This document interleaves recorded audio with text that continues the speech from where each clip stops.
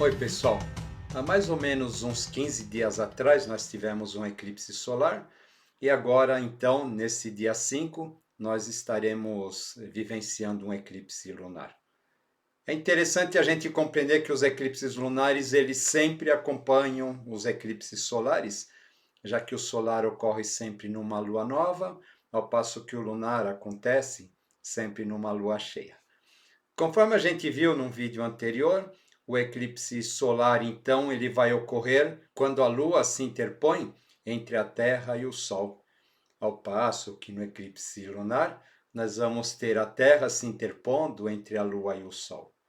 O que acaba acontecendo? O que acaba acontecendo, então, é que aquilo que a gente vê projetado na Lua no momento do eclipse é a sombra da própria Terra. Ou seja, tudo aquilo que a Terra traz dentro de si encoberto e que muitas vezes a gente não vê, nesse momento vai se tornar evidente aos nossos olhos, já que a lua cheia é aquela que faz com que as coisas germinem, aquilo que está oculto nas profundezas acabe brotando ou coisas desse tipo. A gente percebe que a lua cheia, então, ela vai representar exatamente o momento em que a semente brota e começa a lançar as suas raízes e crescer em direção à superfície terrena. Ou seja, tudo acaba brotando na lua cheia. E a gente percebe nas pessoas, então, os processos alérgicos, os nervosismos, as depressões, as inquietações, elas acabam sendo muito mais ativadas quando ocorre esse fenômeno. O que acaba sendo interessante dentro dessa nossa lua em especial é a questão do momento astrológico em que ela vai acontecer. Conforme a gente viu em vídeos anteriores, os planetas considerados transpessoais, que são aqueles que acabam tendo uma ação muito mais eficiente em relação ao coletivo da humanidade, se de um lado eles vão trazer um novo impulso para que a gente adquira novas potencialidades em termos espirituais, em termos coletivos, por outro, eles acabam trazendo à tona aquelas sombras que precisam ser trabalhadas. E o que acaba acontecendo então é que nesse 1º de maio nós temos Plutão novamente retrógrado no signo de Aquário. E ele vai permanecer aí mais ou menos durante o mês de maio todinho, até que depois ele acabe retornando para o signo de Capricórnio. Quando a gente fala em Aquário, a gente fala em coletividade. A gente fala em planos para o futuro, a gente fala em questões sociais e coisas desse tipo. Os grupos, os sindicatos, as agremiações, tudo aquilo que acaba reunindo ou acaba congregando muitas pessoas. Então, o que vai acontecer inicialmente é que quando o Plutão fica retrógrado nesse signo, então as sombras ligadas a essas questões, elas vão acabar surgindo, elas vão acabar aparecendo. E a gente vai perceber então que as questões ligadas à liberdade, elas vão estar bastante em voga durante esse momento. Eu quero ter o direito de me expressar, eu preciso me expressar, eu quero ser livre, eu não quero amarras e coisas assim. Porém, o que acaba acontecendo, conforme a gente já disse, que todas as sombras que impedem que isso possa acontecer, elas vão acabar emergindo nesse momento. Talvez então a gente tome consciência de coisas que a gente jamais havia imaginado até então, já que aquilo que estava oculto dos nossos olhos, aquilo que estava escondido, submerso, acabará vindo à tona.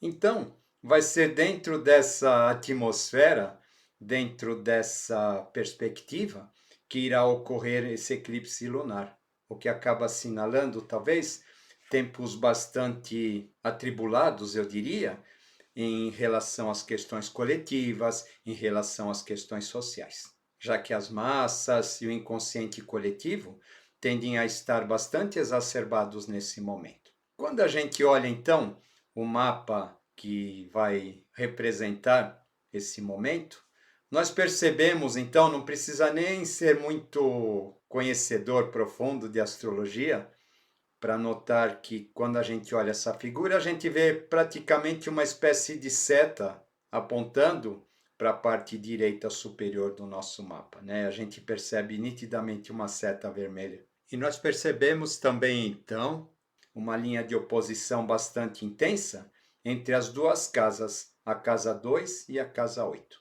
Agora, cabe a gente entender o que isso significa. Esse eixo 2,8 é o eixo que a gente chama de eixo da morte, o eixo do ganho e o eixo das perdas. Na casa 2, então, é aquela onde eu acumulo as coisas, onde eu tenho a necessidade de segurança, de estabilidade. A casa 2 ela vai falar da minha necessidade de alimentação, da minha necessidade material, vai falar das minhas necessidades também em termos de crenças, em termos de valores. E a casa 8 é aquela casa que vai nos dizer assim aquilo que a gente precisa abrir mão. Por isso ela é chamada de casa da morte. Por que a casa da morte? Porque diante do desconhecido, nós somos obrigados a nos entregar.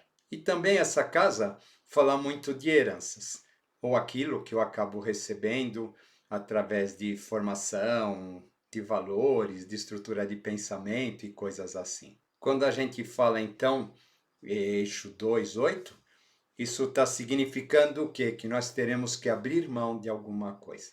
Agora, que coisa seria essa? Quando a gente observa que os nodos lunares, que a gente já comentou em outros vídeos, eles estão também atuando nessas casas, e a gente vê o nó do sul em Escorpião, o que acaba acontecendo? Ele está falando dos nossos medos, das nossas inseguranças, está falando daquilo que nós escondemos, que a gente não quer que os outros saibam, e que por conta disso mesmo acaba nos deixando inseguros. De uma certa maneira, ele está falando daquilo que a gente guarda a respeito de nós mesmos e que não queremos que venha à tona. Por outro lado, o nó do norte em Touro vai nos pedir segurança, vai nos dizer assim: você precisa se libertar da dependência externa e conseguir independência interna. Mas para isso, você precisa então matar tudo aquilo que te prende, tudo aquilo que você carrega dentro de você, ao qual você está apegado, mas que na verdade não passa de sobrepeso, não passa de bagagem indesejada. E é necessário que você construa uma nova escala de valores. Quando a gente ainda vê esse mapa e a gente percebe que a Lua está lá em Escorpião também, e a Lua em Escorpião está tensa com tudo aquilo que está do outro lado em Touro, nós vemos então que a necessidade de segurança que essa Lua representa está ainda presa aos padrões que devem ser abandonados. E diante disso, essa Lua se torna vingativa, perversa, cruel. Ela vai fazer absolutamente de tudo para segurar aquilo que ela tem. Ela vai se transformar numa lua manipuladora, que vai apelar para todas as nossas inseguranças, a fim de que continuemos exatamente no mesmo lugar. E essa lua está fazendo aspecto com Marte, que por sua vez está tenso com Quirón em Áries, ou seja, é a criança birrenta no comando. Eu preciso mostrar que estou certo, eu preciso mostrar o meu valor, eu preciso manter aquilo que eu acredito ser importante para mim.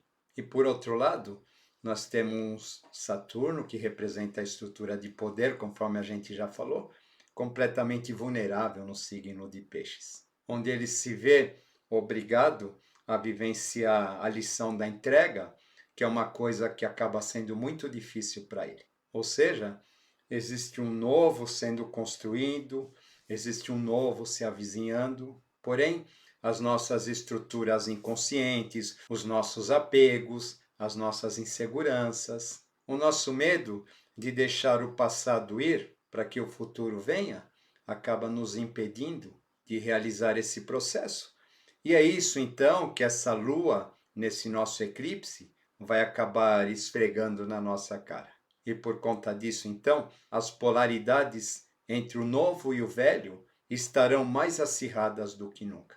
E nós seremos surpreendidos nesse mês de maio por muitas coisas que vão nos obrigar a revisar nossos valores, que vão fazer nos obrigar a revisar as bases das nossas crenças e as bases das nossas visões a respeito do mundo.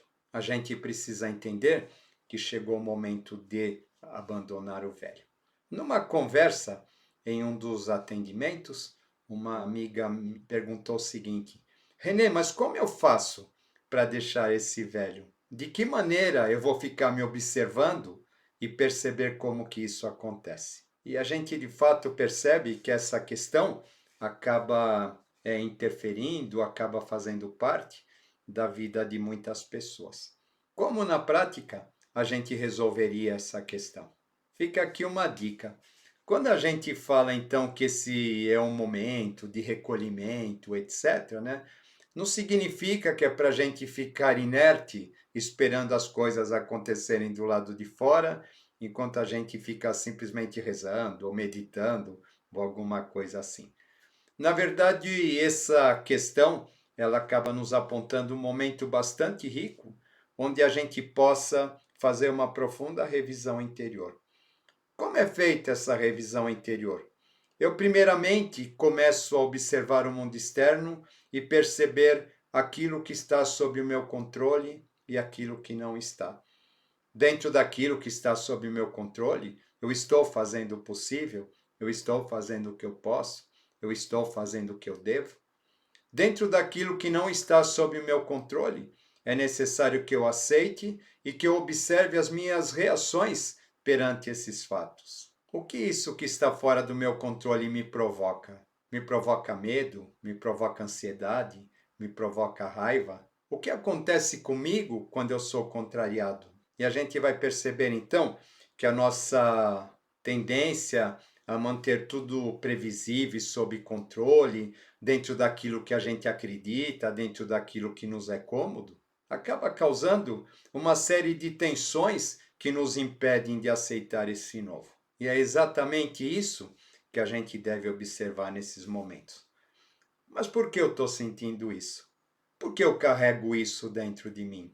Esse sentimento, esse apego, realmente ele tem alguma importância? Eu preciso realmente continuar carregando tudo isso daqui por diante? Percebam que é um momento bastante interessante para a gente fazer esse tipo de reflexão, porque o que acaba acontecendo é que esse evento astrológico está exatamente nos pedindo isso, que a gente observe tudo aquilo que vai brotar durante esses dias, durante esses momentos, durante esse mês de maio todo, e a gente faça realmente esse tipo de reavaliação. E nós vamos perceber que nós carregamos muitas coisas desnecessárias dentro de nós, que muitas vezes satisfazem as nossas questões personalísticas, mas acabam sendo grandes opositores ou grandes sabotadores em relação à nossa própria felicidade, à nossa própria evolução, ao nosso próprio crescimento. O que acaba acontecendo então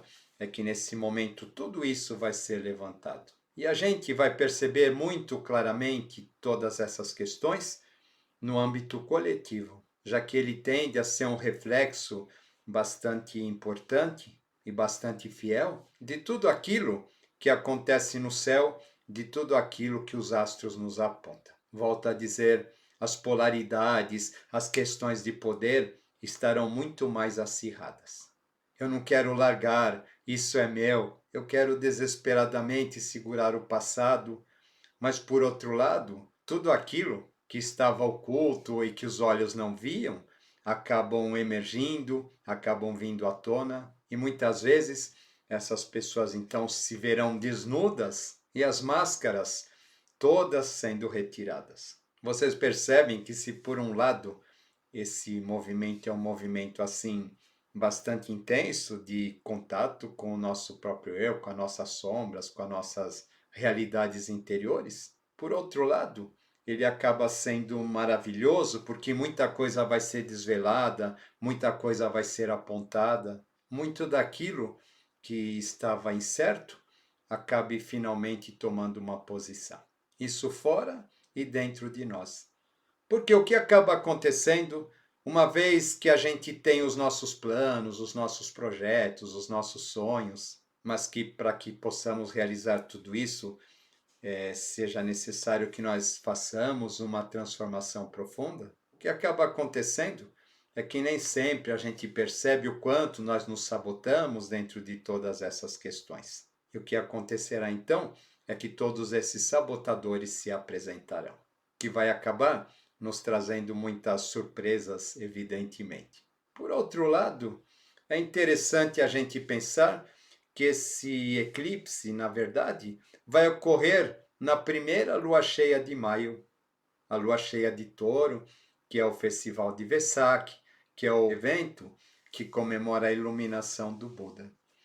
Vocês percebem o quanto até isso está sendo bastante contraditório dentro desse evento.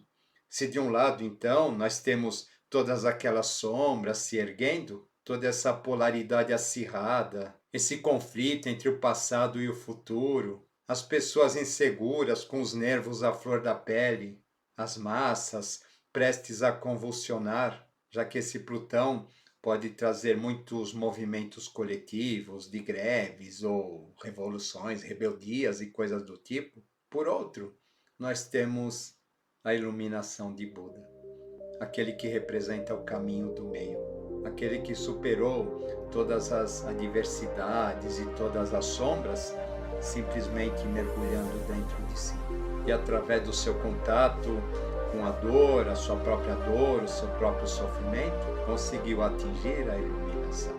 Eu acredito que não existe nada mais belo que a gente possa relacionar com esse momento astrológico que nós estamos atravessando, que acaba, por sua vez, expressando muito bem essa dualidade intensa que está ocorrendo nos tempos atuais. Nesses dias terríficos, quando observados pelo lado humano, talvez, pelo nosso lado egóico, pelas nossas inseguranças, pelos nossos medos e pelas nossas fragilidades.